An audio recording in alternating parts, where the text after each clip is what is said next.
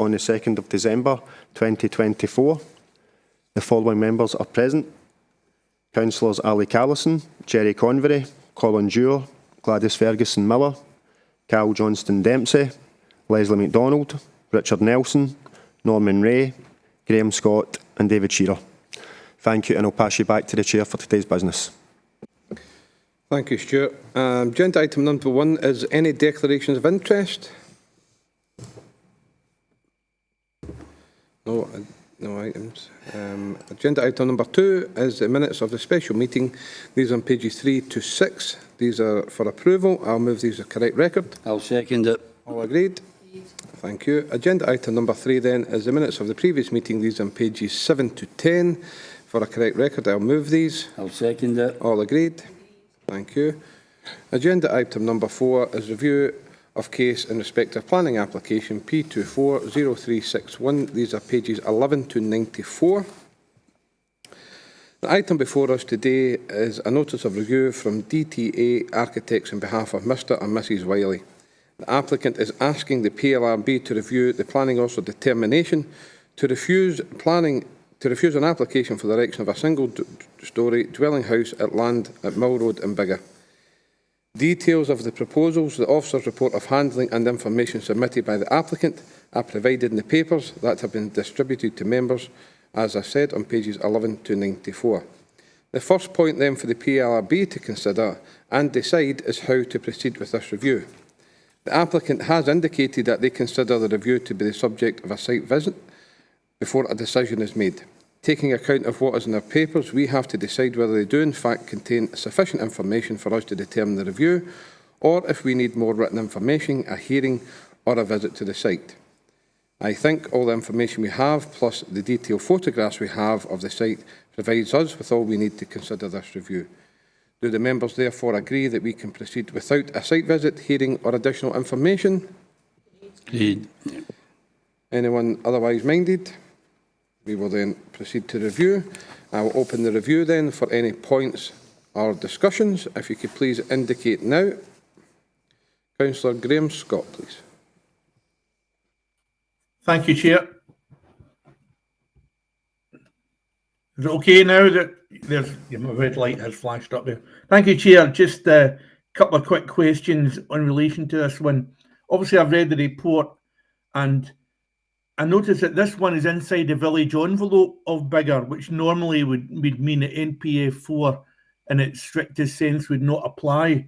But I noticed it's not inside the village envelope, but it's not allocated to the development plan. It's to get a technical answer. Why is that the case? That something can be inside the village envelope but not be allocated to the development plan? And my second point is that I wish I had £1 for every time there's a house in South Lanarkshire that can be accessed off a dirt road or a non-tarmac pathway access. I noticed this is down, and I had a look at the photographs, and the pathway looks pretty good by general standards. The pathway that would be used as the access to a house here looks of a pretty reasonable standard. It's just to get officers' views on those. Thank you, Chair.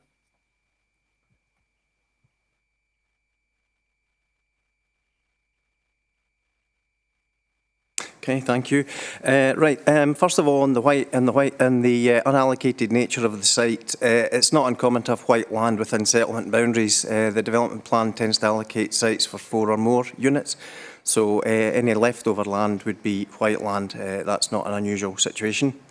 And the officer considered policy DM1 and SLL DP2 sets out the dwelling should front onto streets and public areas, and the back should provide privacy. And this is considered backland development. Thank you, Graham. Any further questions or comments, please? Councillor Alec Allison. Chair, could I just ask? Councillor Allison, could you? I'm struggling to hear you. I don't know if it's your microphone, but if you just lift your microphone up a wee bit. That better? No. No, go closer. Maybe put your microphone up to your mouth a wee bit more. I'm on the headphones. That's it. That's it. Right. Just a wee bit of clarification, a couple of things. Where is the actual access onto the public road? I know it does say something about that in the report, but if the officer could just identify off the map where exactly it is. And what is the situation with the public road? Because it is single track, is it considered at capacity? Because I know there has been issues in the past regarding that. Graham?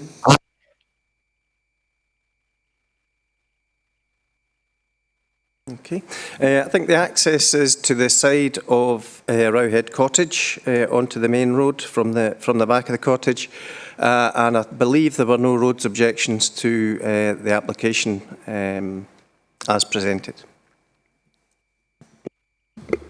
Thank you, Graham. Any further questions or comments? Councillor Allison.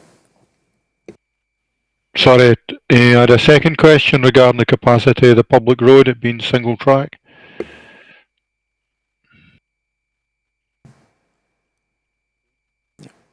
There were no roads objections to the application. Thank you, Graham. Any further questions or comments? There are no further questions or comments then. Can I please summarise the points? The application is for the erection of a single-storey dwelling house at land at Mill Road in Biggar.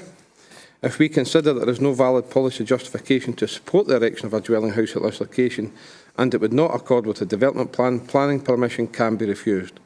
Or if we consider that there is adequate justification for the erection of a dwelling house at this location, we could grant planning permission subject to conditions.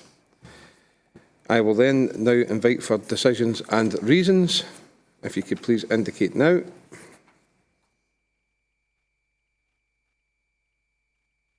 If there are no decisions or reasons, are members then minded to uphold the officer's decision to refuse planning permission?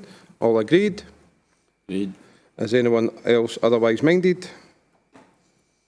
Therefore, the decision of this PLRB then is to refuse planning permission for the reasons set out in the decision notice, which was issued on the 30th of August 2024.